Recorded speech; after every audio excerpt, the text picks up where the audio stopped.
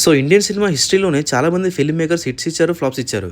కానీ ఒక్క డైరెక్టర్ మాత్రం మోర్ దాన్ 20 ఇయర్స్ కెరీర్‌లో ఒక్క డిజాస్టర్ కూడా ఇవ్వలేదు.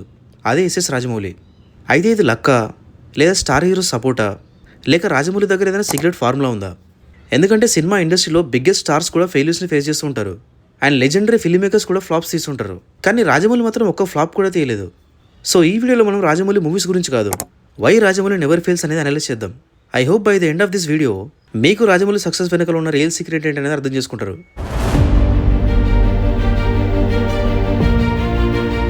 సో రాజమౌళి సక్సెస్ గురించి మాట్లాడుతున్నప్పుడు చాలామంది కొన్ని కామన్ ఆన్సర్స్ ఇస్తుంటారు. లైక్ రాజమౌళికి ఏంటి పెద్ద బడ్జెట్స్ ఉంటాయి, ప్రొడ్యూసర్స్ ఎంత అంటే అంత బడ్జెట్ ఇస్తారు, అందువల్ల ఇట్స్ కొడుతున్నాడని చెప్పి. బట్ నా ఒపీనియన్లో అది మాత్రం ట్రూ కాదు. దానికి రీజన్ ఏంటంటే రాజమౌళి కెరీర్ బాహుబలితో స్టార్ట్ అవ్వలేదు, స్టూడెంట్ నెంబర్ 1 సినిమాతో స్టార్ట్ అయింది. అండ్ ఆ సినిమా చాలా మినిమల్ బడ్జెట్తో తీశారు. అండ్ మగధీర టైంలో తెలుగు మార్కెట్ లిమిటెడ్, కానీ ఆ సినిమా మార్కెట్కి మించి కలెక్ట్ చేసింది. ఒక ఈగని హీరోగా పెట్టి బ్లాక్ బస్టర్ కొట్టాడు. ఇక్కడ మనం అర్థం చేసుకోవాల్సింది ఏంటంటే రాజమౌళి మూవీ సక్సెస్ హీరో వల్లనో లేదా పెద్ద బడ్జెట్ వల్లనో కాదు, కాన్సెప్ట్ అండ్ అందులోని ఎమోషన్ వల్ల. చాలామంది డైరెక్టర్స్ ఏం చేస్తారంటే హీరోని సెంటర్కి పెట్టి స్టోరీ రాస్తుంటారు, కానీ రాజమౌళి అలా చేయడు. ఆడియన్స్ ఎమోషన్ని సెంటర్కి పెట్టి స్టోరీ రాస్తాడు. అండ్ దాంతోపాటు హీరో స్టార్డమ్కి తగ్గట్టు వాళ్ళ ఫ్యాన్స్ని సాటిస్ఫై చేసేలా కూడా సీన్స్ పెడతాడు. అండ్ అదే రాజమౌళి గ్రేట్నెస్ కూడా.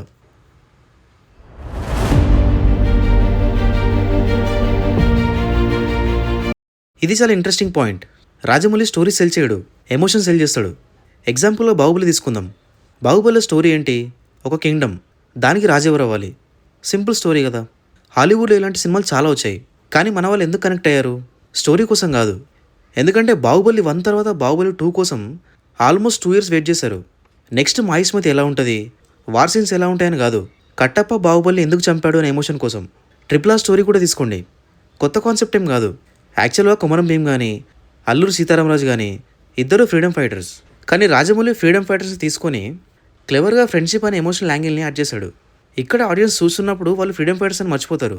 ఫస్ట్ హాఫ్లో ఫ్రెండ్స్ అవ్వడం, సెకండ్ హాఫ్లో ఎనిమిస్ అవ్వడం, మళ్ళీ క్లైమాక్స్లో ఫ్రెండ్స్ అవ్వడం, ఈ మొత్తం ఎమోషన్ని కనెక్ట్ అయ్యారు. అండ్ ఇక్కడ ఆడియన్స్ స్టోరీని గుర్తుపెట్టుకోరు, వాళ్ళు చూస్తున్నప్పుడు ఎలా ఫీల్ అయ్యారు అనేది గుర్తుపెట్టుకుంటారు. అండ్ ఎగ్జాక్ట్లీ రాజమౌళి ఆడియన్స్ని ఫీల్ అయ్యేలా చేస్తాడు. రాజమౌళి ఇంటర్వ్యూస్ అబ్జర్వ్ చేస్తే ఒక ప్యాటర్న్ కనిపిస్తుంది. ఎస్పెషల్లీ సుకుమార్తో ఒక ఇంటర్వ్యూ అనుకుంటా.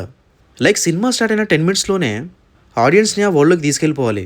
అండ్ ఎవ్రీ 15 to 20 మినిట్స్కి ఒక హై ఉండాలి స్క్రీన్ ప్లేలో. ఇలాంటి మాటలు చెప్పాడు. అయితే ఆ ఫార్మాట్ని రాజమౌళి ఖచ్చితంగా ప్రతి ఫిల్మ్లో ఫాలో అవుతాడు.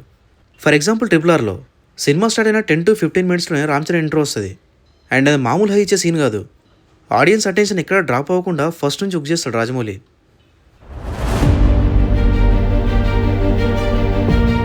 చాలామంది రాజమౌళి సక్సెస్ గురించి మాట్లాడుతున్నప్పుడు కొన్ని వర్డ్స్ వినిపిస్తుంటాయి. లైక్ తన సినిమాలో విజువల్స్ చాలా గ్రాండర్గా ఉంటాయి, లేదా యాక్షన్ సీన్స్ నెక్స్ట్ లెవెల్లో ఉంటాయి అలా. కానీ నేను అనుకున్న రాజమౌళి బిగ్గెస్ట్ సూపర్ పవర్స్ అవి కాదు. His biggest super power is emotion. Let me explain. Triple ఆర్లో భీమ్ టైగర్తో ఫైట్ చేస్తాడు. బాహుబలిలో శివుడు శివలింగాన్ని క్యారీ చేస్తాడు. మగధీరలో భైరవ 100 మందితో ఫైట్ చేస్తాడు. ఒక్కటి చెప్పండి, రియల్ లైఫ్లో ఇవన్నీ పాసిబులా? ఆబ్వియస్లీ కాదు. మరి ప్రేక్షకులు ఎందుకు యాక్సెప్ట్ చేశారు? ఎందుకంటే ఆ సీన్స్ వచ్చేసరికి ఆడియన్స్ లాజిక్ గురించి మర్చిపోతారు, ఎందుకంటే వాళ్ళు అప్పటికి ఎమోషనల్ ఇన్వెస్ట్ అయ్యారు. And this is where Rajamouli becomes different from most directors. చాలా సినిమాలు ఎలివేషన్స్ ఉంటాయి, కానీ ఎలివేషన్కి ముందు ఎమోషన్ ఉండదు. రాజమౌళి మాత్రం ఫస్ట్ ఎమోషన్ బిల్డ్ చేస్తాడు, దాని తర్వాత ఎలివేషన్ ఇస్తాడు. సో ఇక్కడ మనం ఒక ఇంపార్టెంట్ పాయింట్ అర్థం చేసుకోవాలి. రాజమౌళి ఇంపాసిబుల్ సీన్స్ని బిలీవబుల్గా చేయడు, ఆయన ఆడియన్స్ని ఎమోషనల్గా ఇన్వెస్ట్ చేసి ఆ ఇంపాసిబుల్ సీన్స్ని ఎంజాయ్ చేసేలా చేస్తాడు. అండ్ మేబీ అదే రీజన్ ఏమో రాజమౌళి సినిమా చూస్తున్నప్పుడు మనం లాజిక్ని కాదు, ఎమోషన్ని ఫాలో అవుతాం. అండ్ వన్స్ వాళ్ళ ఎమోషన్ని ఫాలో అవ్వడం స్టార్ట్ చేస్తే half of the battle one అయినట్టే. అండ్ అదే రాజమౌళి రియల్ సూపర్ పవర్.